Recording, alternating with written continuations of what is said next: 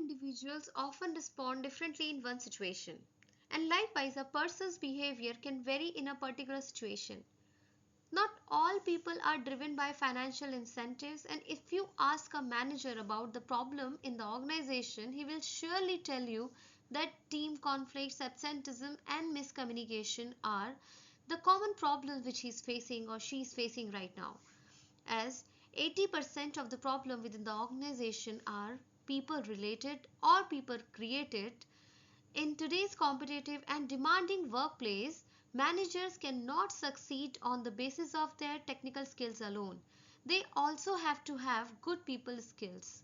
And it may surprise you to learn that business schools have just recently begun to emphasize human resource management courses. Earlier, the technical aspects of management were emphasized more in business schools, such as economics, accounting, finance, and quantitative, which are more technical in nature. With this background, I would like to kickstart the presentation. The contents of the presentation include the concept of OB, the nature and significance of this domain, then what are the factors that affect human behavior, which is going to be very interesting because we in day-to-day life we always guess like why my father was angry with me, or why my boss was upset with me, or whatever. And the next is what are the disciplines that contribute to OB, because most of the times we say that organizational behavior is the second name of psychology. But with this presentation, we are going to understand the what are the actual disciplines that contribute to the discipline of OB. For example, anthropology is there, then sociology is there, and how they contribute to and which concepts are there in OB. Then what are the emerging issues in the 21st century which are dealing in OB? Organizational behavior has three features. Number one, organizational behavior is a study of human behavior, and the study is about behavior within the organization.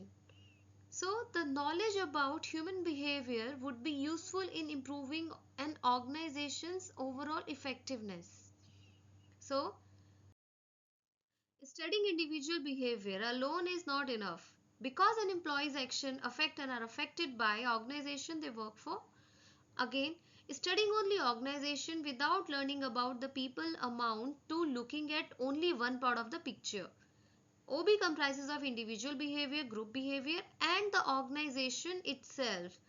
Thus, OB refers to the behavior of individual group within the organizations and interaction between organizational members and their external setting.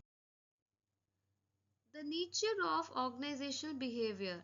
This figure illustrates the integrative study of OB. It shows the linkages among human behavior in organizational settings, the individual organizational interface, the organization, as well as the environmental surroundings of the organization. The study of individual behavior alone is incomplete because the actions of the employees influence and are influenced by the organization where he or she works. Again, studying only organization without learning about people amounts to looking at only one part of the picture. The influence of environment on the interface between individuals and organizations cannot be overlooked. This is one of my favorites. So, what are the factors that affect a human behavior? There is not just one single factor that affect your behavior. There are multiple factors working at a single time. The first one is biological factors, which includes your genetics, hormones, and physical health. For example, a person with a family history of alcoholism may have a higher tendency to develop alcohol dependence, and just genetic influence can make them more susceptible to alcohol use disorder compared to someone without such a family history. Number two, psychological factors such as personality, cognition, emotions, as well as motivation. For example, a person who frequently experiences anxiety may avoid social situations, and this avoidance behavior is driven by their emotional state. leading them to miss out on potential social interactions and support. Number three, social factors, which include our family, friends, culture, relationships, socio-economic status, and environment. For example, peer pressure. An adolescent may start vaping because his friends do, and despite knowing the fact that it is going to be very dangerous for health, but he started because he had a desire to fit in and to be accepted by the peer group, and this can strongly influence his decision to engage in such kind of behavior which is injurious or dangerous to health. And the additional influences that determine our behavior are life experiences, then media also plays a wonderful role and or strong role I can say, and also peer pressure. What are the disciplines that contribute to the study of organizational behavior? Mostly in a layman language, organizational behavior is considered to be half part of psychology, whether it is psychology or social psychology. So we all know that major part is taken by psychology. There are many experiments which have contributed to the growth of organizational behavior. One such example is Hawthorne experiments.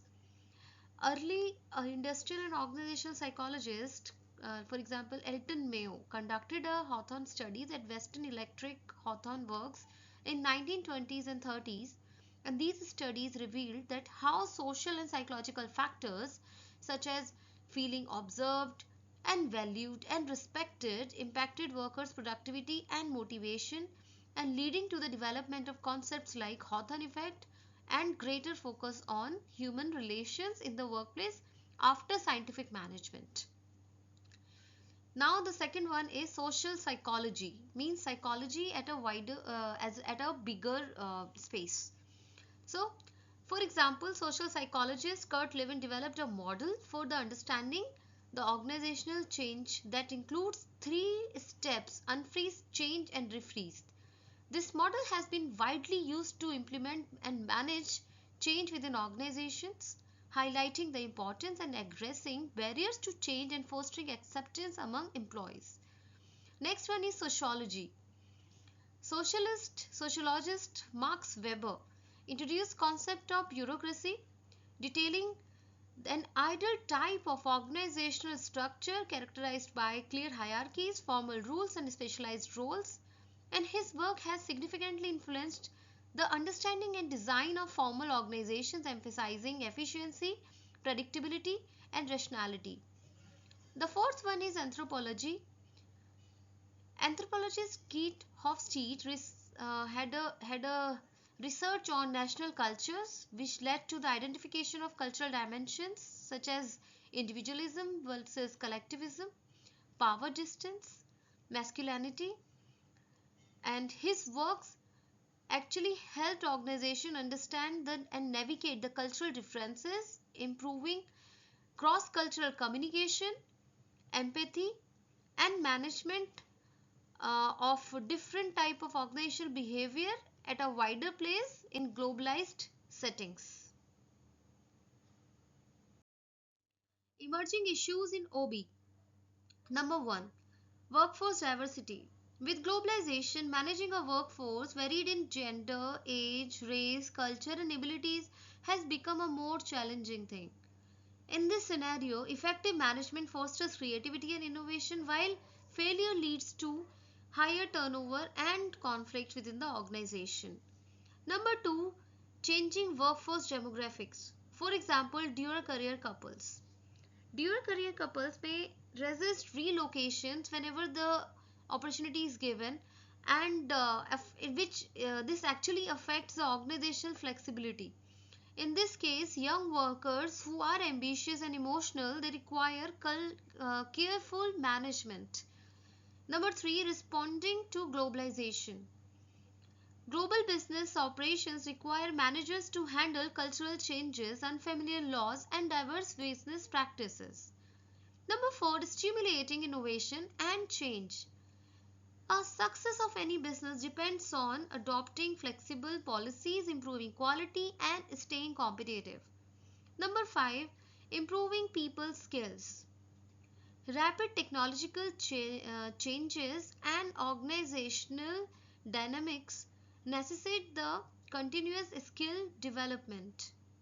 Number 6, changed employee expectations. Gone are the days when employees used to seek for incentives. Now, employees now seek status, empowerment, decision making authority, and career growth over traditional incentives. With this background, I would like to wind up today's presentation here.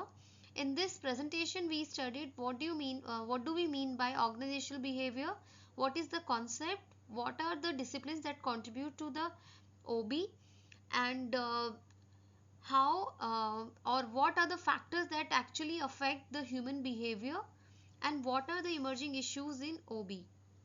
Thank you.